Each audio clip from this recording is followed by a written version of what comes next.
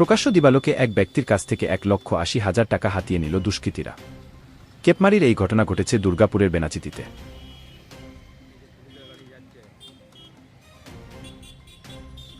দুর্গাপুর ইস্পাতের প্রাক্তন কর্মী জ্যোতিষ দাস দুর্গাপুরের ট্রাঙ্ক রোডের বাসিন্দা। শনিবার দুপুরে বেনাচিতির এক রাষ্ট্রায়ত্ত ব্যাংক থেকে বাড়ির কাজ করানোর জন্য 1,80,000 টাকা তুলেছিলেন।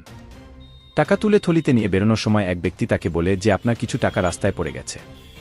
তিনি ঘুরে দেখে বলেন এই টাকা তার নয়, ব্যাংকে ফেরত দিয়ে দিন। এই কথোপকথনের মাঝে মিনিট খানেক সময়ের মধ্যেই তিনি লক্ষ্য করেন তার থলিতে রাখা 1,80,000 টাকা উধাও। এরপর তিনি পুলিশে খবর দিলে ঘটনাস্থলে দুর্গাপুর থানার পুলিশ আসে। এই ঘটনায় ব্যাপক চাঞ্চল্য ছড়ায় এলাকায়।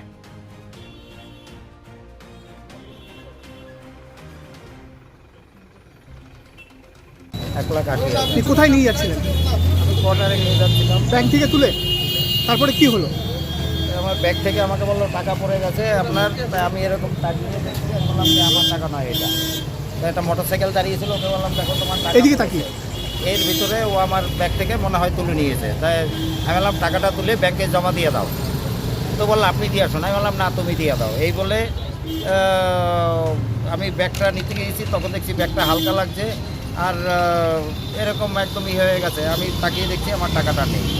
এই টাকাগুলো সব রাস্তায় ফেলে রেখেছিল, এই টাকাগুলো। মানে আপনি কি থলিতে করে টাকাটা ভরে নিয়ে যাচ্ছিলেন? আমি আমার ব্যাগে টাকা নিয়ে যাচ্ছি।